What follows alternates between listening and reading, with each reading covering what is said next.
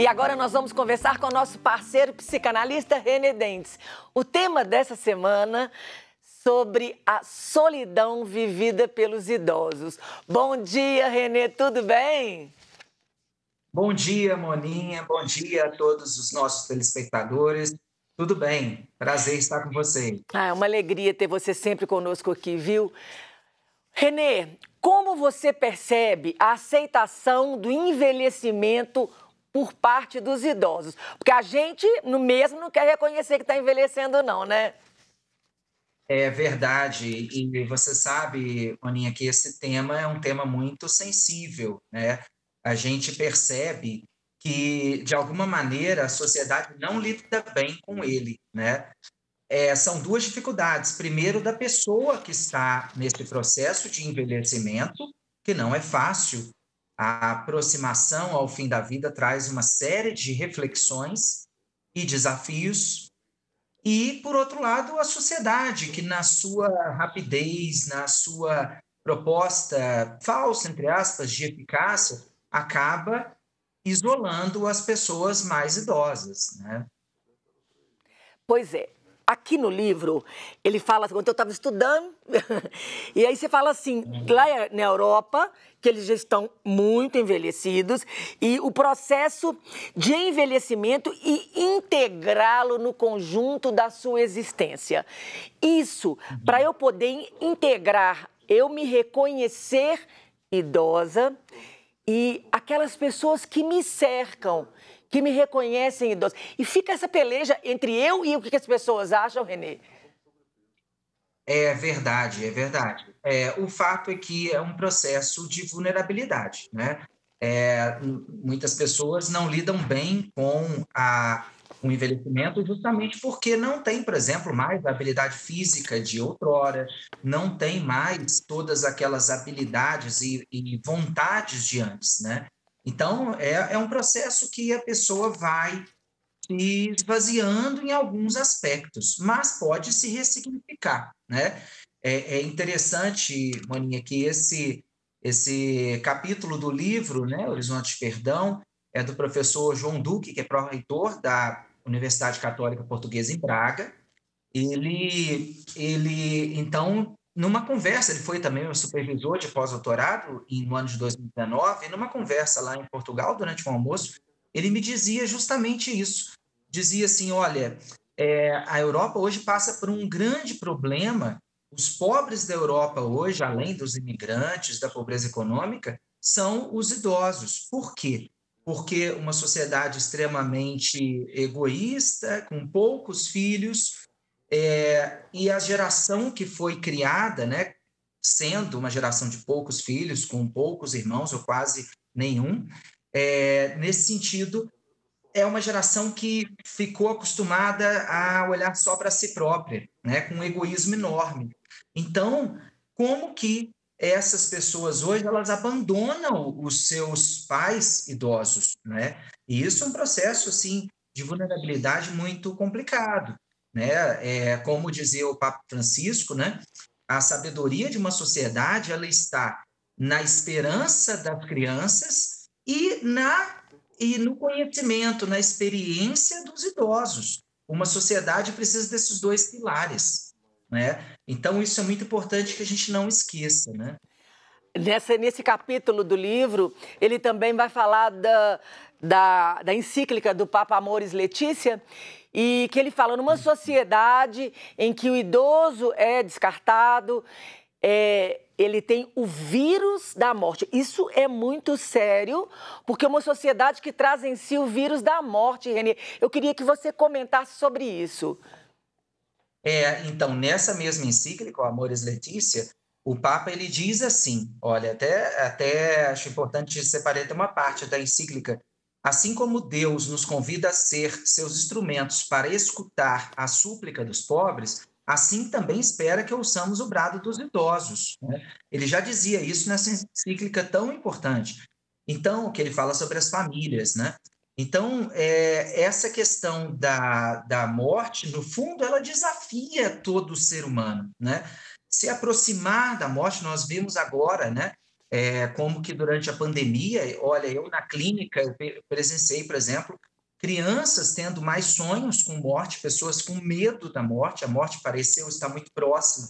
E com os idosos isso também acontece, afinal é o caminho natural, a aproximação da morte, né? Não sabemos quando, um grande mistério.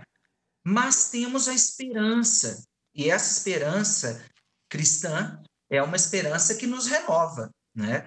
Então, esse aspecto demarca muito bem, Moninha, separa muito bem uma sociedade que é autocentrada no ser humano, egoísta, materialista, e uma sociedade que está baseada nos fundamentos do amor, do cristianismo, da fraternidade. Isso que o Papa tanto nos alerta. E essa sociedade que está baseada na fraternidade, ela tem um olhar cuidadoso com os idosos. Ela entende que tem muito a aprender com eles.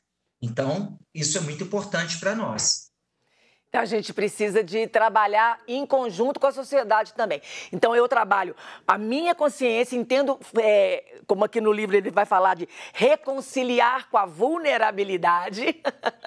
E aí eu te pergunto, para quem está envelhecendo, para os idosos, o que é mais difícil lidar? A redução da mobilidade ou as incapacidades psíquicas, mentais? A gente perceber que a gente está esquecendo as coisas, que a gente não lembra mais, que a gente já não escuta tão bem como escutava antes?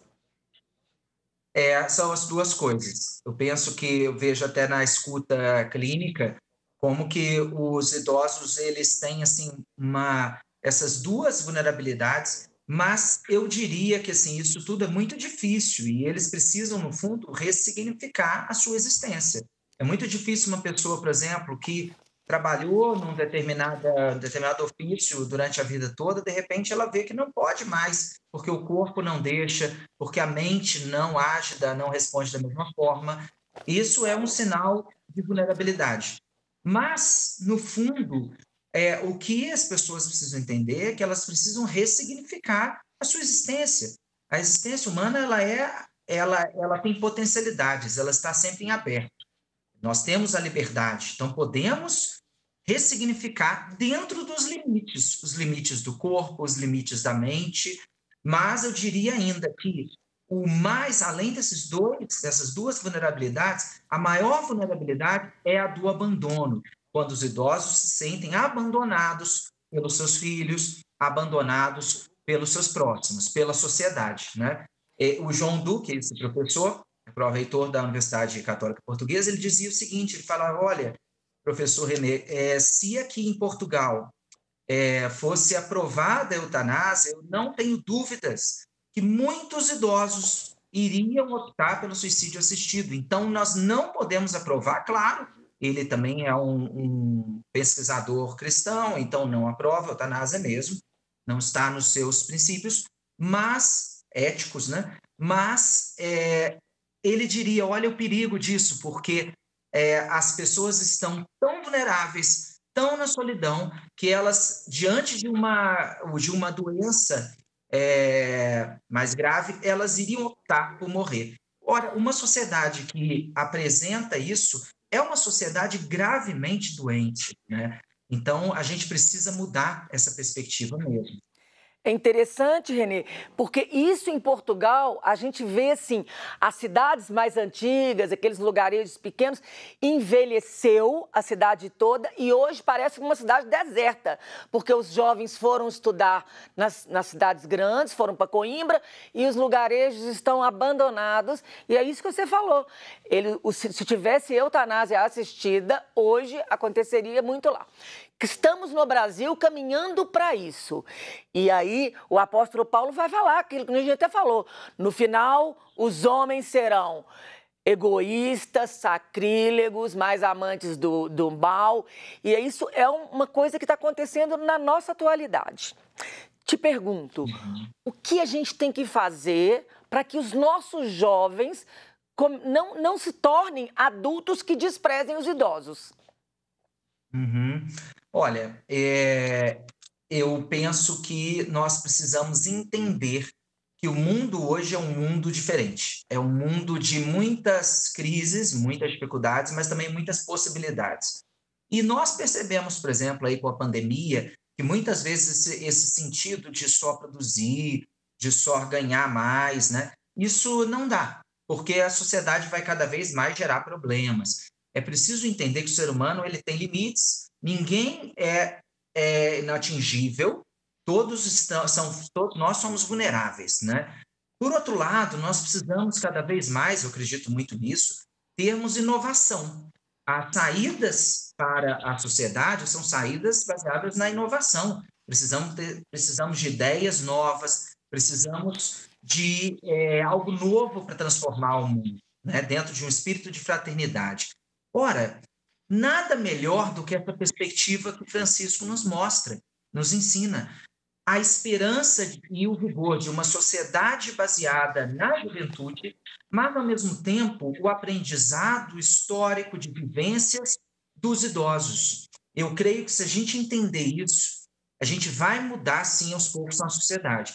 Eu queria dizer, eu vi uma vez um exemplo na Alemanha de uma escola, e isso era uma política pública, que trouxe os idosos para dentro da escola para que aqueles alunos, escola educação básica de ensino médio, aqueles alunos eles tivessem contato com os idosos em dois sentidos. Eles ensinariam recursos tecnológicos aos idosos e os idosos ensinariam a eles elementos da vida, elementos existenciais, éticos, coisas que eles viveram ao longo dos anos, das décadas.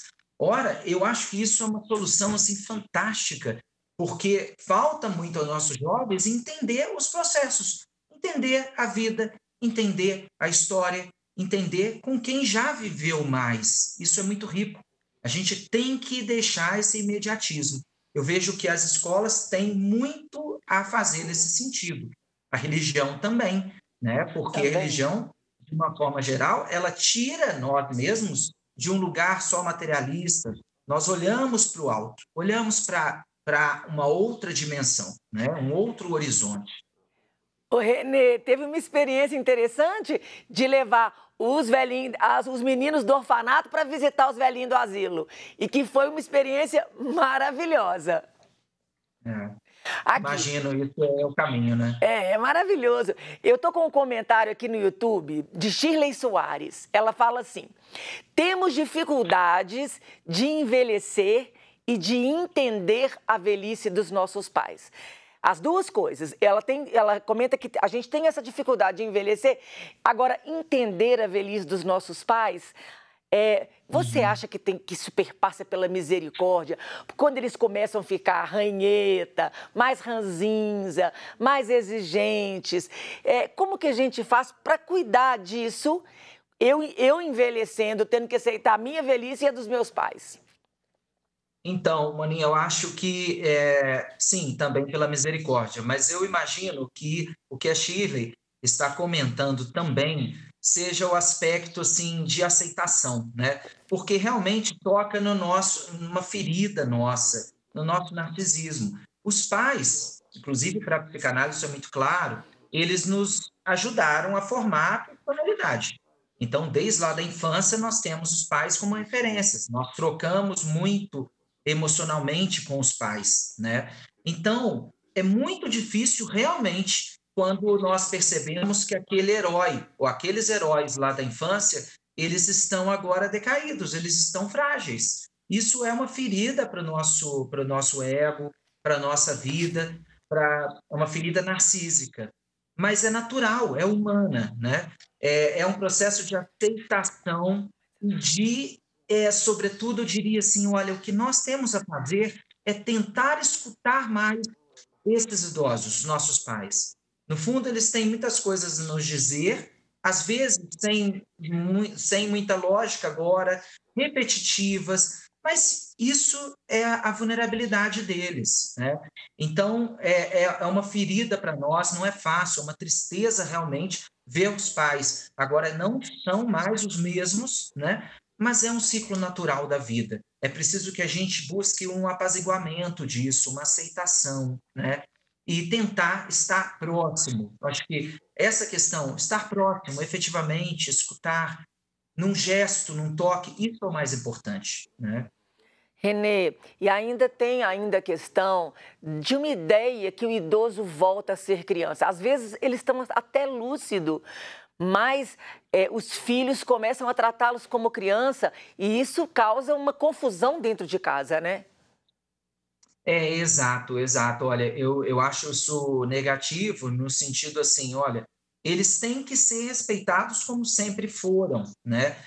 E o lugar deles é o mesmo, só que agora é um lugar de maior cuidado, né? Eles precisam ter maior cuidado. Mas essa infantilização é curioso porque ela é ruim tanto na infância, né?